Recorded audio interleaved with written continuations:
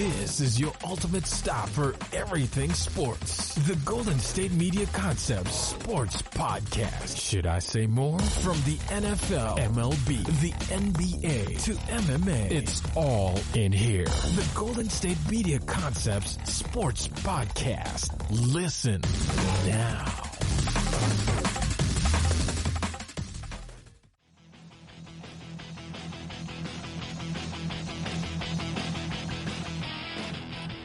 Hello, ladies and gentlemen, and welcome to the GSMC Sports Podcast, brought to you by the GSMC Podcasting Network. My name is Josh Strickland. I'm your host on this beautiful Sunday morning, Sunday day, Sunday afternoon, Monday, if you're, late to listening to this. I mean, I'm not judging. You got your own schedule. I got mine. So we have a jam-packed show here for you. We'll be talking about the G League. Will the G League be the end of college basketball as we know it? Which teams are going to make a splash in the NFL draft? This is going to be a continuation of the topic we talked about on Thursday. We'll also talk about the Astros being sued and the NFL virtual draft fan events. We'll see what those are and kind of try to figure out how that would be a thing. And then, of course, we'll go movies 19 through 10 in the top 100 sports movies list from The Athletic. But first, we're going to start a little controversial today. And by that, I mean I'm going to give my opinion, and you can agree with it or not. I mean, it's fine. So, tonight is the first two parts of the highly anticipated Chicago Bulls documentary by ESPN, which is going to document Michael Jordan and the Bulls as they go for their sixth NBA championship, NBA title. And because of this, I've seen a lot of conversation on Twitter, on Facebook, and it's about the same thing that always gets brought up when either Michael Jordan or LeBron get brought up, and which one is the GOAT? You have Michael Jordan versus LeBron. These two guys are both considered two of the greatest basketball players of all time, and we're going to talk about this. I'm going to give my opinion on this whole debate here real quick, and just preface this. This is not backed up by any stats. I'm not looking at any stats right now. Literally, I am just looking at the script. I have my timer, and I have my work in case I am called upon and I need to do something. So, I am not looking at any stats right now. I might go look up stats during this segment, but most of this is going to be just off the top of my head and mostly opinionated. It's opinion-based instead of fact-based or stat-based. This is going to be all opinion. So, I've been seeing a lot of people say that MJ is scared of LeBron. Michael Jordan is scared of LeBron ruining his legacy and stuff like that. So there's a news story that came out that said Michael Jordan gave the okay for this documentary to get made right after during the Cleveland Cavaliers championship parade in 2016. So a lot of people on Twitter are using that as evidence that Michael Jordan is scared of LeBron ruining his legacy as the greatest player of all time and stuff like that. That, I personally believe, is absurd. I can see Michael Jordan do something like that because he's a super competitive guy. He cares, and he's not doing so hot as an NBA executive. He was expecting to be, like, when he took over, when he got the Hornets, he expected...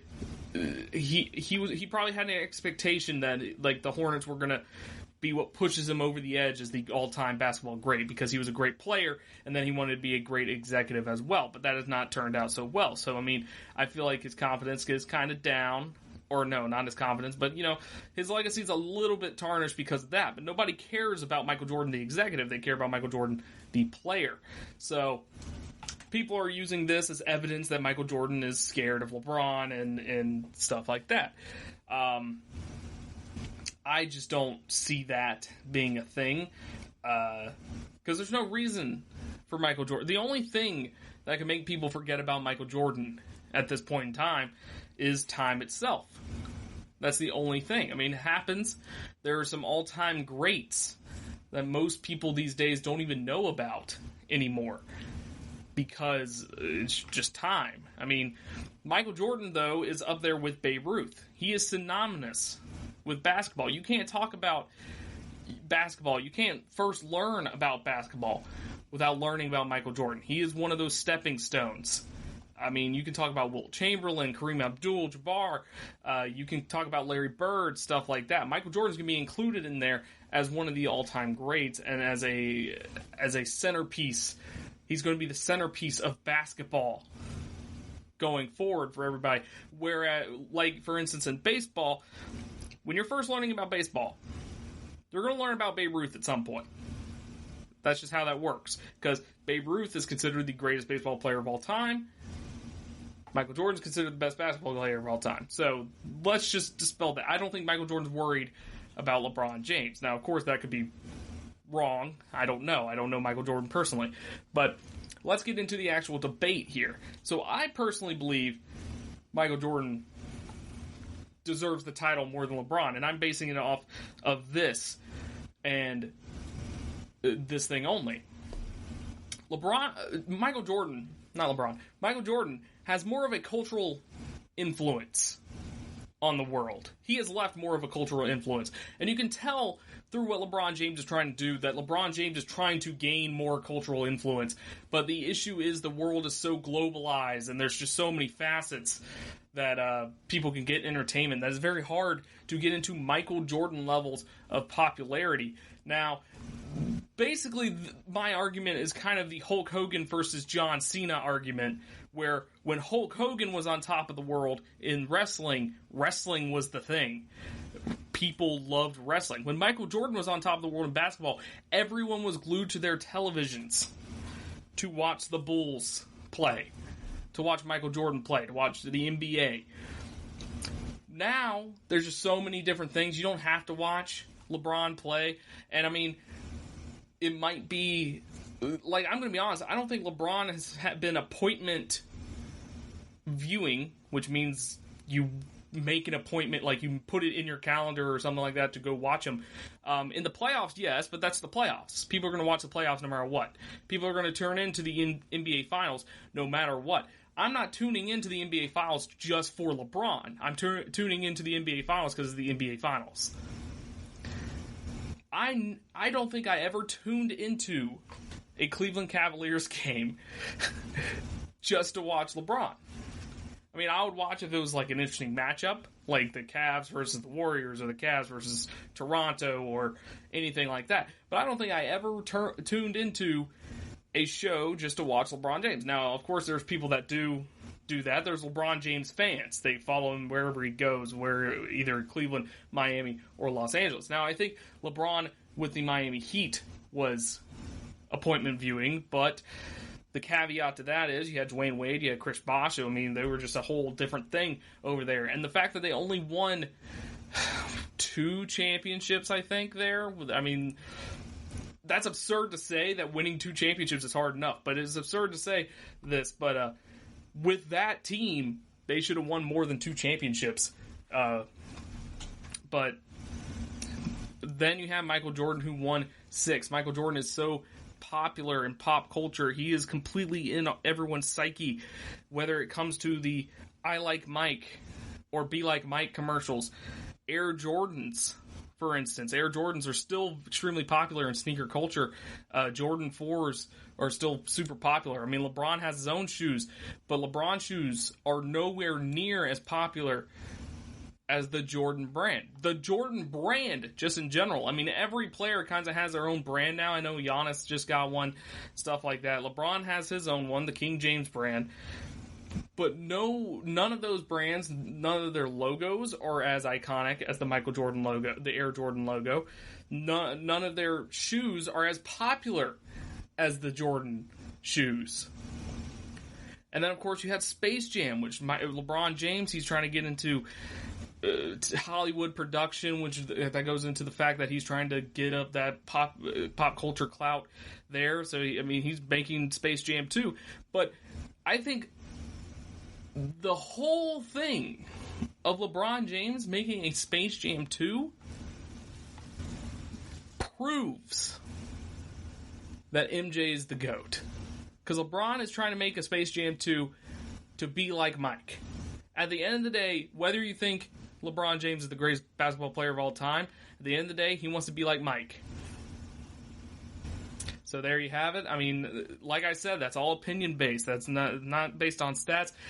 But from a cultural standpoint, also from a basketball standpoint, I mean, I've watched highlights of Michael Jordan and LeBron, and I wasn't alive during Michael Jordan's main run, you know? But when I watch Michael Jordan highlights, it is insane. There are two players in the history of basketball where if I watch their highlights, it's just, my mind is blown, and that's Larry Bird and Michael Jordan. LeBron, I mean, yeah, his highlights are pretty great. I mean, it's cool stuff. I mean, I might be just desensitized by it. So I don't know. Let me know what you think, though. MJ versus LeBron. It is a heated debate, and it's just going to get more heated as we continue through this documentary series. But when we come back, we'll talk about the G League. Will it be the end of college basketball as we know it?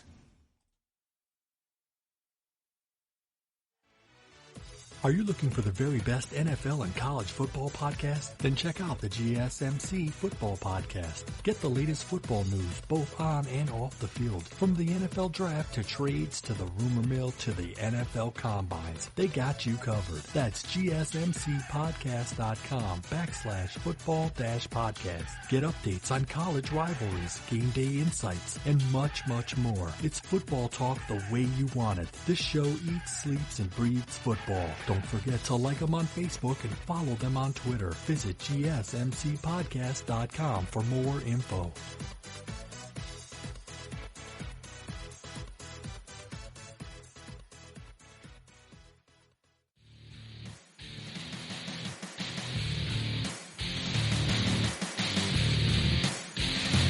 So I feel like this comes up at least around this time every year. It's the NBA draft is coming up, so this always comes up around this time of year. People start talking about the G League versus college basketball, overseas versus college basketball. People really want college basketball to just go away for some reason. I mean, I don't think people want that, but it seems like people always bring it up that Clemson. I mean, not Clemson. Sorry about that. That's my bias coming through. But people always bring up that basketball might be done. College basketball might be done. So, you have college basketball, you have the G League, you have overseas. Those are the three options straight out of high school, since the NBA has a rule, and it's the NBA, not the NCAA. The NBA has a rule that you have to be 1 year removed from high school to enter the NBA draft. Once again, that's an NBA rule, not an NCAA rule. A lot of people get that confused. A lot of people blame the NCAA for not letting these kids go into the NBA draft. No, it's an NBA rule. Now, it might be in partnership with the NCAA to get that rule in effect, and that rule still be in effect, but that's beside the point. It's an NBA rule no matter what. So, this happens every year, like I mentioned. Every single year. You have a player from high school, either a highly touted recruit or not. He chooses to go overseas or go to the G League, and people are just like, oh, well, this is the end of college basketball as we know it. I don't think so. I mean, college basketball, first off, survived when players could go straight from high school, like for instance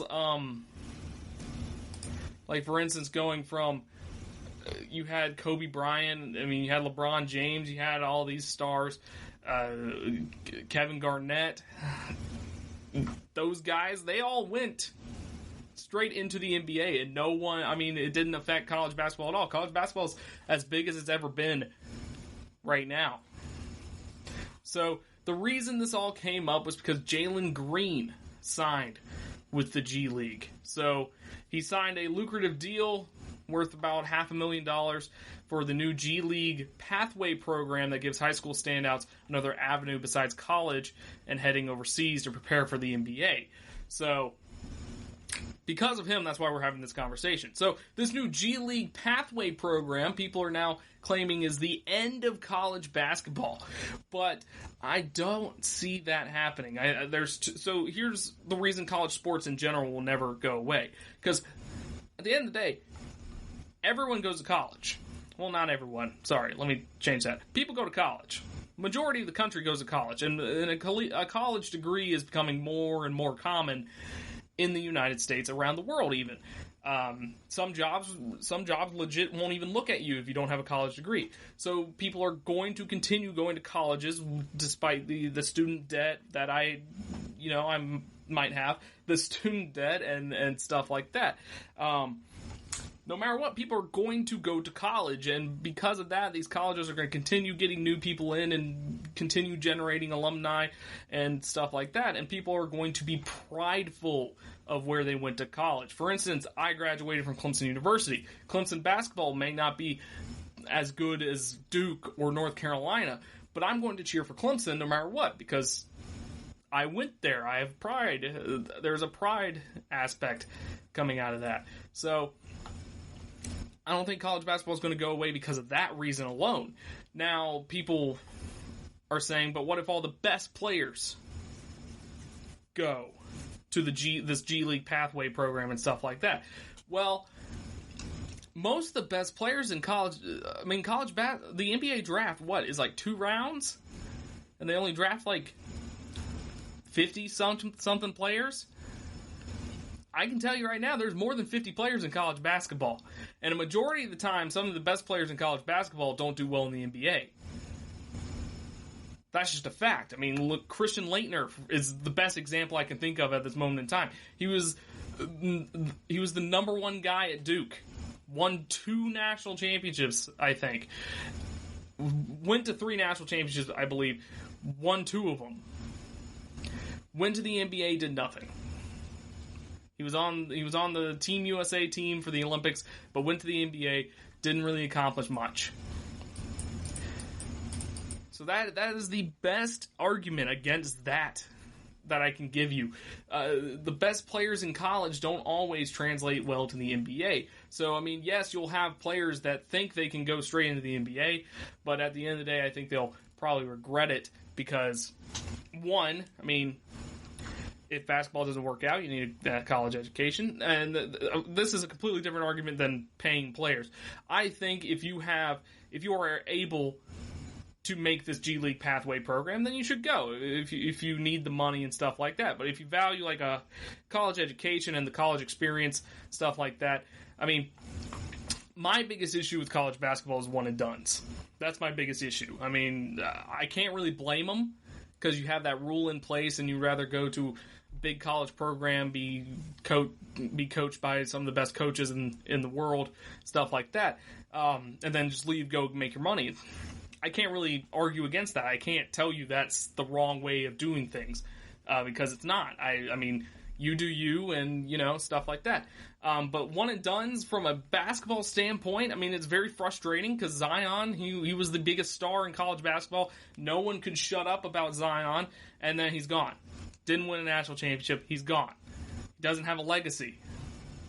He will always be considered I wouldn't even consider him as a Duke Blue Devil, technically. I mean, he played for Duke, yes, but for a year. And that's how I struggle with this. Because Kentucky, for instance, Kentucky has so many NBA players that went to Kentucky for 1 year and they were one and dones. And I'm just kind of like, yeah, but did they really go to Kentucky? I mean, it gets very muddied there. I mean, that's kind of something that doesn't really matter in the long run of things. But getting rid of one and dones because, it will actually help the NCAA, because one thing college football has is that it has consistency with its stars. For instance, Trevor Lawrence, I mean, it's kind of a bad thing for the players, but it's a good thing for fans and stuff like that. For instance, in college football, you have Trevor Lawrence. He won the national championship his freshman year. He gets to play his whole sophomore year, and now he has one more full season. The hype is way behind him. Same thing that happened with Deshaun Watson. Sorry, I keep using Clemson analogies, but I mean, they work. I mean, sorry. Just my bias coming out. But that's how that works. I mean, same thing with Justin Fields. Justin Fields is going to have the hype. Jalen Hurts had some hype going to Oklahoma. Tua had hype. Stuff like that. I mean, and then you have, of course, guys who stay for like 5 or 6 years, like Joe Burrow, who come out their last year and just shock the world, kind of, and win the Heisman Trophy and stuff like that. I mean, you have stuff like that happening in the NBA. You got guys who stay for 4 or 5 years and, improving every single year and gaining that notoriety. And then when they get into the NBA, they're basically, they're usually just average because, to be honest, I mean, if you're good enough to play in the NBA, you're probably good enough. If you're good enough to play in the NBA in high school, if people think you're good enough to play in the NBA in high school, not much is going to change except for maybe a little bit of technique and coaching, stuff like that you learn in college.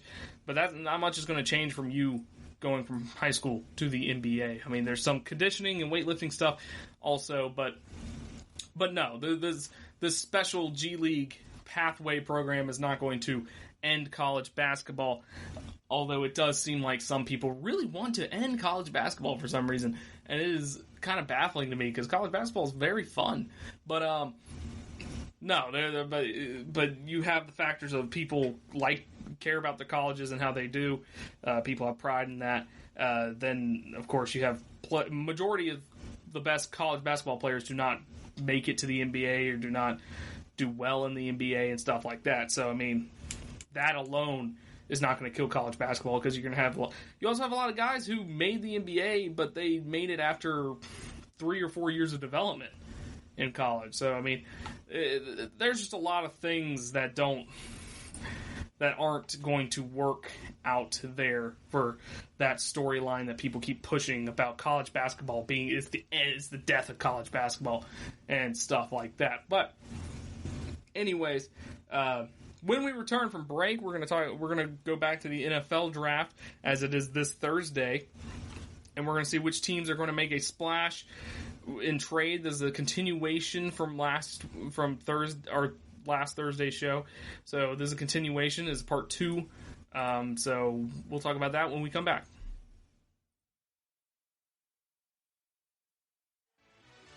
Check out the show that's built on the MMA. From the UFC to extreme cage fighting, they got the fights covered. Check out the GSMC MMA podcast. Get the latest news on past or upcoming fights. Join us as we talk to and about some of the biggest names in the MMA, past, present, and future. When it's the fight game, there's just one show to check out. GSMCpodcast.com/MMA-podcast. Don't forget to like them on Facebook and follow them on Twitter. Visit GSMCpodcast.com for more info.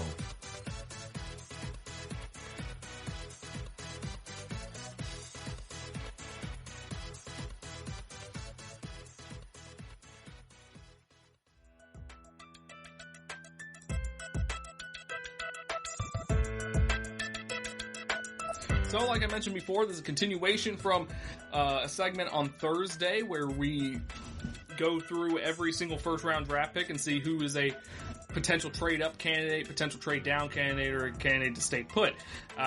We mentioned that the Bengals and the Redskins are more likely going to stay put, but pretty much a lot of people after that are kind of wild cards when it comes to trading up or trading down, and it's going to be. It makes for kind of an unpredictable NFL draft. I mean, you have a lot of teams that need receivers, but this is a receiver-heavy draft. You got a lot of guys who need offensive linemen, and there's like 4 elite linemen in this draft, so people might trade up. I know quarterbacks is always the major. Quarterback is always the major selling point for the draft, but I mean, Joe Burrow is pretty much locked up at number 1. Justin Herbert and Tua, they're guaranteed. One of them's guaranteed to be in top 5, and the other's guaranteed to be top 10, pretty much.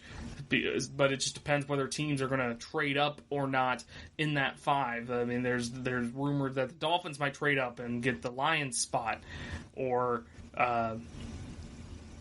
something like that. So let's continue, though. We did the first 15 or so draft picks. Some of them had extra ones. But we're going to start with the 16th draft pick, which is the Atlanta Falcons. So they are a potential trade-up candidate. They have just 6 overall picks. They'll probably look to trade back for more, but Thomas Dimitroff loves to trade up. He's made 5 trades to move up in the first round in 12 drafts. This is another scenario where pressure is on Dimitroff and Dan Quinn to win now. They traded for second-round pick tight end Hayden Hurst, and they signed Todd Gurley. So trying to compete for a Super Bowl in 2020 here, but it'd be no surprise to see them make a move up, perhaps for a future pick, to land one of their top-rated defensive players. So if they trade up 5 spots or so, they'd likely have to give up something like a 3rd and a 5th. If they move back 5 spots or so, they could add picks of similar value. So it's going to be interesting to see how the Falcons handle that. I think they didn't sign Vic Beasley, so they kind of need a defensive end. So that could help out there. Number 17, the Cowboys. They're probably staying put. So for the most part, they've been one of the most disciplined teams in NFL in terms of draft and free agent spending. They have not traded up in the first 3 rounds since 2014. They have Dak Prescott. They've franchise tagged him, so they have him at least for this year. They have a roster that's ready to win now. They're kind of in a weak division because the Giants are still figuring out things. And then you have the Redskins, who are the Redskins. And you have the Eagles. The Eagles are kind of in a weird spot, but we'll actually talk about the Eagles next. But they will probably continue patiently building through the draft. They have 7 overall picks, 3 in the first 3 rounds, and the Cowboys seem like one of the teams most likely to stay put in this year's first round. Pick 21, Philadelphia Eagles. Howie Roseman likes to be active. He's made a first-round trade in 6 of the 9 drafts he's overseen, trading up 4 times and down twice. Since regaining personnel control in 2016 from Chip Kelly, Roseman has made a move to trade up in the first 3 rounds 3 times. The Eagles are in a position where they pretty much have to find at least one wide receiver in the first 2 rounds, which should be easy because it's a wide receiver heavy draft. So that could mean deciding whether to wait on someone such as Justin Jefferson or a Jalen Reagor, or trading up for a player such as Jerry Jeudy, Henry Ruggs III, or CeeDee Lamb. So what would a trade up look like? Depends on how aggressive the Eagles want to get. Last year, the Steelers moved from 20 to 10. From pick 20 to pick 10, had to give up a second and a future third. In 2018, the Bills moved up from 22 to 16, had to include a 3rd and a 5th in the deal. So if they wait, there's a run on wide receivers. They could trade back. That could be risky given the number of teams behind them that need help in that position as well. Last year, the Seahawks traded back from 21 to 30 and acquired a pair of 4th-round picks. The Eagles have 8 overall picks and 3 in the first 3 rounds. Trade up seems more likely than a trade back. Then we move on to the Vikings. They have pick 22 and pick 25 in this draft. So they have a competitive roster. They're in a transition phase, though, after they traded Stephon Diggs and they let 3 cornerbacks walk. But they have 12 overall picks, tied for second most behind Miami. 5 in the first 3 rounds. Rick Spielman, their GM, has embraced the trade-back strategy in recent years. In the past 6 drafts during the first 3 rounds, he's traded back 11 times and traded up just 3 times. He traded back 11 times. The Vikings need to fill holes at corner, offensive line, and wide receiver. They need good players who can contribute immediately. His history suggests he'll listen to trade-back options, but it wouldn't be the worst idea to take 5 swings in the first 3 rounds, including a 22 and a 25, in an effort to try to find potential starters for 2020. So they're kind of a wild card in this draft. We don't really know what they're going to do. We don't really know what they're capable of, honestly. But New England Patriots, they have the 23rd pick. So the bad news about the Patriots is they had one of the least talented offenses in the NFL. They lost Tom Brady. He was kind of the glue holding everything together on that offense. It was kind of, they didn't have a real number 1 receiver. But they have 12 picks, including 4 in the first 3 rounds. Bill Belichick has traded back in the first round 9 times in his 20 years with the Patriots. although he's not made that move in the past 6 drafts. They certainly could go that route this year. But there's also the possibility that if a quarterback such as Tua or Love slips, Belichick could make a move. But what would it take? In 2018, the Bills moved up from 22 to 16, gave up a third and a fifth. 2017, the Texans went from 25 to 12, gave up a future first. So it depends how far the Patriots would have to move up. Getting to 10 or 11 would be a gamble, but can't be ruled out. So the Patriots, of course, with Bill Belichick, are considered a wild card in the draft. We have no idea what they're going to do. Quarterback could be an option, but I think they already have 3 quarterbacks on the roster right now, so it might not be a thing they actually go for. Next up, 24, you got the New Orleans Saints. They've taken a YOLO approach to roster building. Drew Brees is 41. He has already made plans for retirement. They have 5 picks and 2 in the first 3 rounds. But that's not going to stop him from being aggressive. Here's a crazy stat here. The Saints have not traded back a single time in the first 3 rounds over the past 10 years. They've traded up 6 times during that span. New Orleans has a complete roster, but could make a move to bolster its defense or add an offensive playmaker. They could likely get up to 11 or 12 by trading their 2021 first.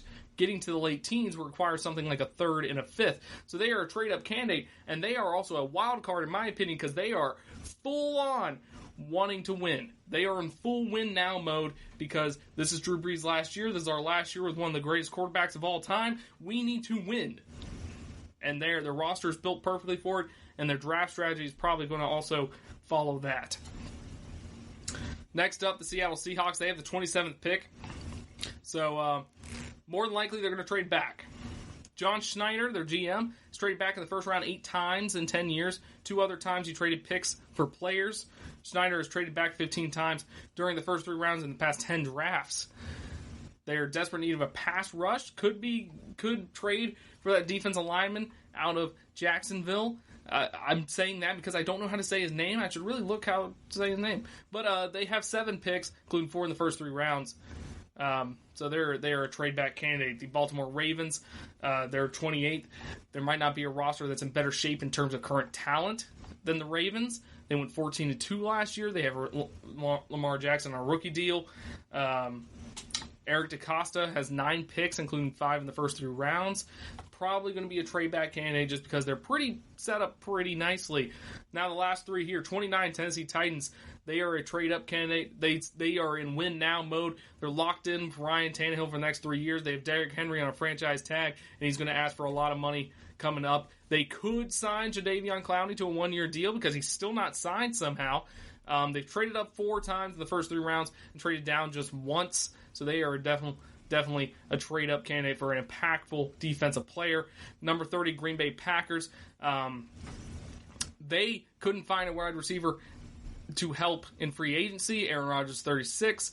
They're kind of in a win-now mode, but not really. They have 10 overall picks this year. They could trade up for Jerry Jeudy or CeeDee Lamb or Henry Ruggs, depending on the price of that trade. And then our defending Super Bowl champions, Kansas City Chiefs, they're a wild card. They don't have a lot to work with. 5 picks, 3 in the first 3 rounds, but they also don't have a lot of holes.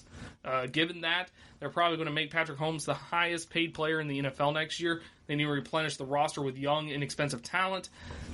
So they could trade back for additional picks, or they could trade up and try to win another Super Bowl again while the iron's hot. So there you go.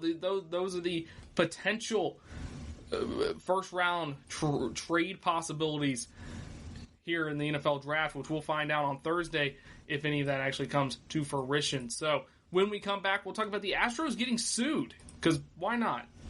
When we return.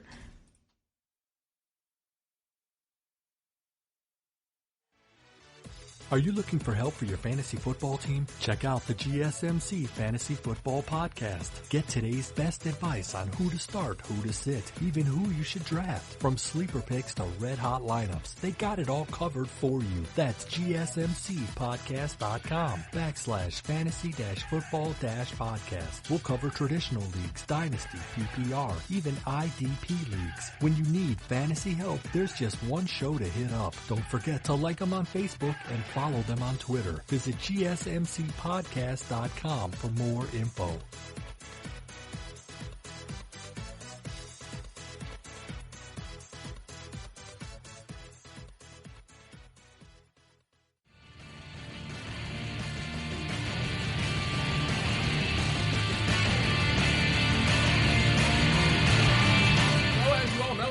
Rough year for the Houston Astros so far. I mean, actually, no, it's been a great year for the Houston Astros, all things considering. So they had the investigation of the sign stealing. They got punished for the sign stealing, and they were going to get the extra punishment for the baseball season, but the baseball season is, of course, postponed at this point. They and the MLB did get sued by gamblers, I think, by gamblers, because of not being fair, I guess. So now they're being sued one more time, and they're being sued again, but it has nothing to do with sign stealing.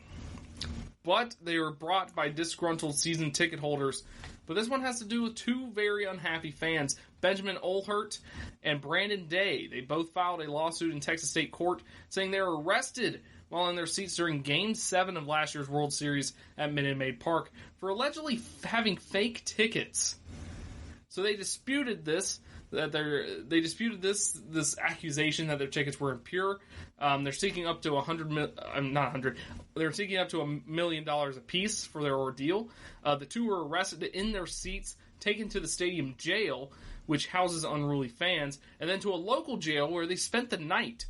So a judge later dismissed the charges of the fake tickets. So one of their attorneys said that they're Astros fans. It's important to them. They're Astros fans. I mean, I'm a big-time Astros fan, says the attorney. My whole family are Astros fans. Everyone in my law firm is a fan, I think. And so this is a team that we love. But that doesn't excuse bad behavior when you hurt someone. And so what? So what they did to my clients was unconscionable, to arrest them that way and to hold them that way. That humiliated them. And then they pressed charges against them, and you know that the humiliation endured. They had to go to criminal court. They had to hire a lawyer before a judge dismissed the cases. So this is something that is pretty serious, and the love for the Astros don't wash it away. So that was the lawyer's comments there. The Astros declined to comment on this story, but basically what I'm getting from this is that the Astros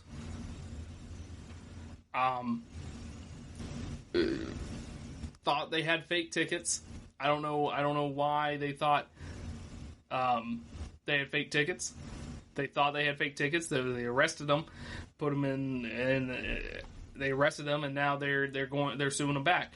But Kennard said, "We tried to work this out, and we reached out to the Astros multiple times by both letter and phone calls, but they never returned our letters. They never returned our calls. So we've spelled out our claims to them before today, and they've just never responded to us. So they basically ignored us." And then he continues saying, "That's highly unusual for a professional company like the Astros to not respond. Even if they felt there was another side to the story, then they would at least be professional and give us their response. The fact that they haven't, I'm not really sure what to make of it." So Day and Olert, they bought their tickets legitimately, Kennard said. They passed through a stadium gate and security. It was in the 5th inning that they were approached by security and the police and arrested for allegedly having counterfeit tickets and charged with criminal trespass. Their seats were in the lower bowl. So this lawsuit, filed in Harris County, seeks damages between $100,000 and $1 million, though Kennard said that range is a placeholder for these types of lawsuits. The Astros have until May 11th to reply, he said.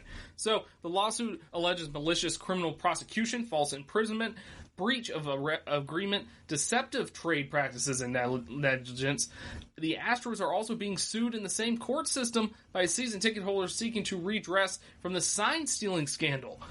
A similar federal case brought against the team by aggrieved daily fantasy sports contestants was tossed earlier this month, and the team still faces a lawsuit by former Blue Jays pitcher Mike Bolsinger, who alleges the sign stealing ruined his career. So the Astros have like 5 different lawsuits going on. And then you add on the fact that we don't have baseball right now to kind of distract people from the sign stealing thing, I guess. I don't know if that would distract people or it would make it worse. I think it would distract people just a little bit. But the Astros are just in a predicament right now where they've been punished, but they're still getting punished. They're in a weird position right now. And we're not having a baseball season, so people are getting a little antsy. So they might as well file lawsuits against this team. I don't really know how many of these lawsuits are actually going to hold up in court. This one actually is probably the most serious one. I think the daily fantasy sports thing, that's probably not going to go anywhere. The season ticket holder thing, that's probably not going anywhere. But these guys legitimately, if they could prove that their tickets weren't counterfeited, they legit got falsely arrested at a baseball game during Game 7 of the World Series, which is not okay. Obviously, that is not a thing that needs to happen at a baseball game if you bought your tickets legitimately. So my question is, what is the motive for the Astros to kick them out? Were the Astros trying to put someone else in those seats? Did they were they being unruly? Were they just being like bad fans? Like what? There's got to be like a bigger story to this, but we don't know because the Astros refuse to reply, according to the lawyer. The Astros could continue to not give their own side of the story, which is making them look even guiltier, in my opinion. So, this is very strange. It's very strange. And, I mean, the PR nightmare alone for the Houston Astros at this point in time is just going to be absurd. It's already absurd. I don't know why I'm saying if. I mean, it's absurd how much bad PR they got from this, and they've made it worse at every turn. You had the press conference at the beginning of spring training where they paraded Dusty Baker up there for no reason, and their owner basically says like, well, it didn't affect the game. It's whatever. You guys are overreacting. So we're overreacting? Are you kidding me? We are not overreacting. You cheated to win a World Series. And you're acting like we're the issue here. So the Astros just have a whole lot of PR issues going on right now. And it is bad stuff. But at the end of the day, we'll figure it out. Everybody will figure it out. Hopefully, maybe. Who knows? It's a strange world we live in right now where we have no sports, but we can talk about lawsuits. I know nothing about lawsuits, but it is going to be interesting to see if this happens. But we don't have the full story of anything. We don't have the full story. We don't know if they got arrested for a good reason. We don't know if they got arrested for no reason. We don't have the full story at all. So we're just going to continue floating here until the Astros reply to their comments and give the Astros side of the story. But this makes them look very unprofessional. Makes them look very unprofessional here, and you add in the sign stealing, you add in all that stuff. The Astros are just having a bad year. They look unprofessional. They're cheaters, stuff like that. But hey, they got a World Series championship. That's more than most teams can say. But it's so weird that it's so weird that they haven't responded.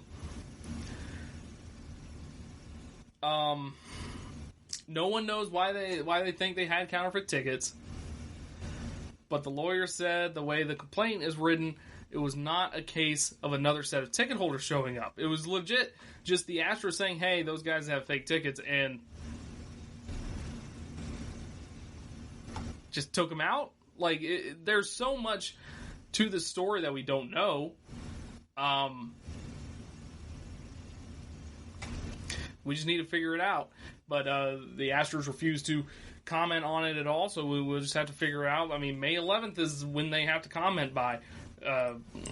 So we'll find out, I suppose. Who knows? Screw the Astros. That all right. All right. Can you tell I'm stalling for time?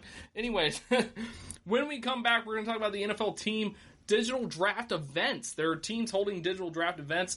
We're going to find out what those events are, how they're doing it, and why they're doing it. Because, I don't know, the virtual draft gets weirder and weirder every time, the more I read about it. So, we'll talk about digital draft events when we return.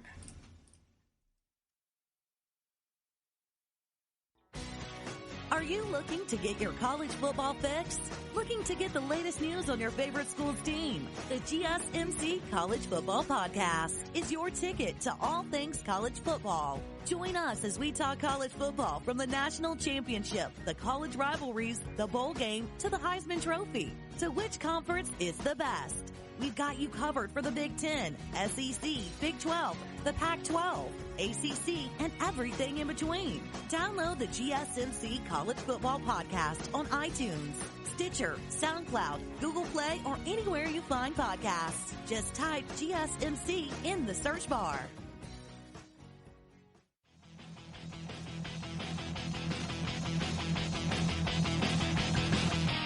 So there are more and more questions coming out every day about this NFL virtual draft that is happening in this upcoming Thursday. More people are confused by it every day. The NFL hasn't released any ideas of any plans of what they're doing. Teams are worried that they're going to get hacked. Fans are there, except not. But NFL team digital draft events will happen, and they will use hundreds of wired fans for their reactions. So much of the attention is justifiable of NFL teams. They scramble to wire a digital draft. The homes of head coaches, general managers, scouts, and others must be connected and the feeds encrypted to allow the first remote draft in this era of COVID-19 to take place in this upcoming Thursday. But teams also have another digital draft task, and that's how to accommodate fans. As the NFL draft grew into this mega event, teams capitalized with elaborate festivals at their headquarters and other locations. Favored customers were given unique access, and foods and drinks flowed. It served several purposes: to thank valued customers and to invite prospective new ones whose names and contact information then got ingested into team sales and marketing machines. That, of course, will not be possible now, but is opened opportunities up. League is planning for most, if not all, teams to each have as many as 15 fans wired and reacting to their favorite club's draft picks as part of a digital draft event. The forum is called Virtual Inner Circle. It could encompass hundreds of fans across 32 digital events over the first 2 days of the draft. So, Alex Chang, 49ers team, the 49ers chief marketing officer, said, "We have identified a handful of our best fans, and we're going to have them kind of wired up with cameras in their homes, ready to go, and putting on 49ers gear. Some of the tactics we're going to use for the draft, because we have to... some of the tactics... I can't read today, I'm sorry. Some of the tactics we are going to use for draft, because we have to, will become tactics we will still use forward." So there's a potential to be something that could stay for a while, which I think a lot of things that are being implemented because of the COVID-19 are going to stay for a long time. We just don't know it yet. But another team's official said, "I can tell you we'll have fans participating in the inner circle, 15 each day, and they will be participating in rehearsals mainly to make sure that their tech piece works." So not all teams were willing to put their names on their plans because the league, as of Friday, is still working to finalize the virtual inner circle. The 49ers were among the teams that shared theirs. Fans may be shown as part of a screen behind the commissioner when their team is on the clock, with fan reaction shots post-picks. So envision the commissioner ready to announce a 49ers pick, and on the team's digital draft site, a fan or fans appearing in the picture, then the fans taking the Mel Kiper role and offering their opinions. This could end so badly. We're gonna get people pissed about draft picks. Don't get a Jets fan on there. I would be surprised if the Jets actually did this, but 49ers fans will participate in rehearsals on Draft Day 1. Participants will be online for the entirety of the first round. Day 2 participants will be online for the entirety of the second and third rounds. Participants will be given audio and video prompts from the producer when they're about to go on the clock, and their microphones will be left on, and the broadcast may use their audio on air. So rounds 4 to 7, the third day, as of now, do not appear to have to be not included in the virtual inner circle. Presumably, even the hardcore fans that make up the inner circle may not be as familiar with Day 3 picks to take on the talking head role. So the 49ers wrote that our virtual inner circle selections are coming from a mix of fan clubs, partners, and our foundation. 2 of the individuals came to us from Levi's. One was a winner of a 49ers Foundation package to attend the draft as our guest in Vegas, as well as various 49er fan chapters from around the country. 2 of which are from Vegas, and were going to be participating in events with us there under the original plans for the draft.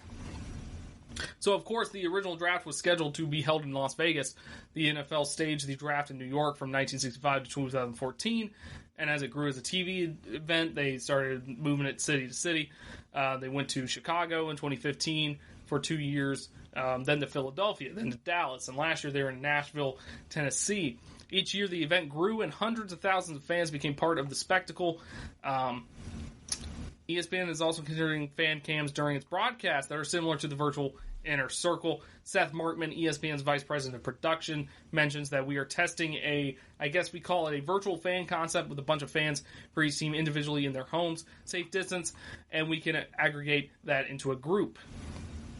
To be honest with you, we're still working through, and by the way, that's a gazillion more feeds, so I don't know where it's going to finally end up, but it's not lost on us, but the fans are usually a big part of the draft experience on site. So the NFL's charitable initiative to make the draft a platform for giving to pandemic relief efforts. It's also part of the team's digital draft efforts. The league will promote 6 national organizations, and their logos will appear on team hubs where fans can donate. 6 charity options are American Red Cross, Feeding America, Meals on Wheels, Salvation Army, United Way, CDC Foundation. Local component will include area donations, and each club will have a voice in where this portion of the money is designated. So that's cool as well. Some of the team's digital draft events are scheduled to occur on Facebook Live. According to the social media giant, the 49ers, Tennessee Titans, Miami Dolphins, Tampa Bay Buccaneers are staging their draft events on the platform of Facebook. Other teams, like the Redskins, will stream their events on various platforms. Broadcasts will include Redskins coaches and current and former players such as Dwayne Haskins and Brian Mitchell. So having a camera trained on incumbent quarterback Haskins, if the Redskins surprisingly take a quarterback with the second pick, may be unlikely, but some of the virtual inner circle reactions could be priceless, the way the New York Jets fans' takes were when they agonized publicly during draft days in New York. Next week, as the Jets' first-round draft pick is announced, 15 of their fans, including members of their team's Fan Hall of Fame and season ticket holders, will appear virtually on screen behind the commissioner. And I hope they all boo, because we need the commissioner to be booed during the NFL draft. So this is an interesting idea, and it's kind of innovative in a way that, like, the NFL is trying to innovate here. I mean, this is a weird. This is strange. This is a strange time we live in, as you all know. This is strange. I mean, they said some of the elements they'll keep in there and stuff like that. But it's going to be very interesting to see fans' reactions to things, because admittedly, some fans do not know as much as they think they know, but some super fans do. Some super fans do keep up with a lot of things. But it's going to be really funny to see, like, for instance, what if the Dolphins don't take a quarterback? It'll be interesting to see Dolphins fans react to that, or if the Redskins don't get Chase Young, or the Redskins trade back and don't get Chase Young or a quarterback. Dwayne Haskins' reaction, oh man, that would be so bad. Oh my god, that would be worse than Scott's Tots on The Office. Geez, I can't even imagine that. But it's an interesting concept. It's interesting. It's going to be an interesting execution. I like that they're attempting this. I like that we're trying to make the draft a little bit more interesting with fan reactions and stuff like that, especially since fans can't be there. And like I said, we need them to boo Roger Goodell, which I think is a given, but you never know. I mean, people are kind of soft nowadays. But on the television production side, which I have a little experience in, that is going to be a pain in the ass. Do you know how many cameras that's going to be? I mean, Jesus Christ. I couldn't even imagine that production truck during that time. I don't know how that whole thing's going to produce. We're going to find out on Thursday.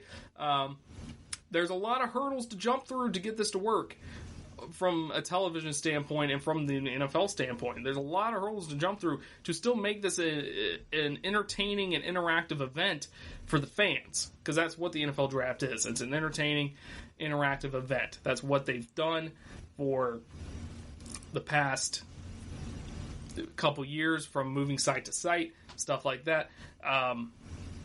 So it's going to be interesting to see how they can attempt to keep that up, but as we all know, who knows? The NFL could screw it up because no fun league, but we will see if it's going to be worthwhile.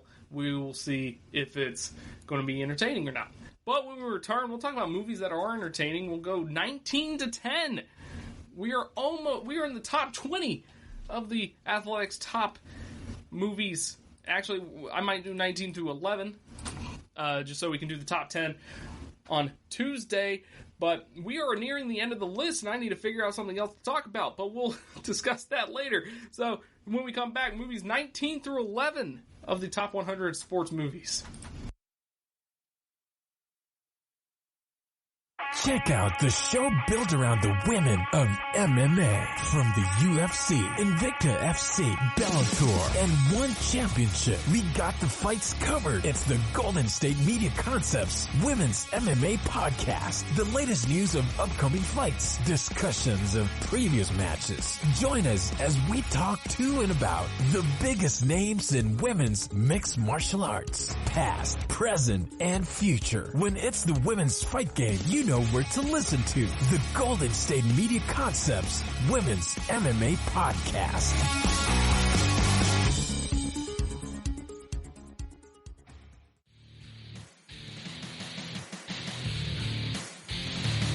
All right, folks, here we go. We are in the home stretch. We are in the top 20 sports movies of all time, according to Athletic writing staff. We are so close to me having to find something else to talk about here in this last segment. I mean, it's done me well for the past month, I think. It's been a while since this happened. But I'll figure something out. Don't worry about it. I mean, I've exhausted all of my random sports ideas. Maybe on the Tuesday show, the whole last segment will just me trying to brainstorm something. Maybe we'll do that. But I'm sorry, not the Tuesday, the Thursday show. That'll just be me trying to brainstorm a new segment to do to help with the drought we have here. But let's get into it. Number 19, Bad News Bears, 1976 version, average rating of 86.70. The original Bad News Bears is the best baseball movie ever made. And more. This is according to David O'Brien. He's the Atlanta Braves beat writer. He's very good. It's often hilarious, yet unflinching look at hyper-competitive parents. A movie that also touches on other cultural issues, from feminism to immigration. Great script for a perfect ensemble cast led by Walter Matthau and his hangdog, best as chain-smoking alcoholic Morris Buttermaker, ex-minor league pitcher hired to coach misfit 12-year-olds unwanted by other teams in their suburban Los Angeles Little League. He keeps a cooler of booze in the dugout, mixes bourbon in his beer before batting practice. Thankfully, it was made in 1976 because it wouldn't get made today, and it would not. After his team gets trounced, Buttermaker brings in two ringers, a curveball-tossing Amanda Wurlitzer, and a motorcycle-riding, cig-smoking rebel, Kelly Leak. Not just the toughest kid in the hood, but the best athlete. Bears evolve into a scrappy bunch that gives the Yankees all they can handle in the league championship game. Movie has all the feels, but none of the schmaltz or artificial emotionalism of typical baseball movies. So, I've seen this one. This is a fantastic movie. It's hilarious. It's great. Pretty much everything David O'Brien said here It does deal with feminism. It does deal with immigration stuff. He is also correct, and it will never get made today. But that's not a bad thing. They did the remake. I've seen the remake a bunch of times as well. The remake's nowhere as good. So if you haven't seen the original Bad News Bears, go ahead. But remember, it is made in the 70s, so there's a lot of other things going on there that will probably not be okay in this day and age. But we'll move on to number 18, Icarus. Number 18, Icarus, made in 2017, average rating of 86.9. Pretty high rating.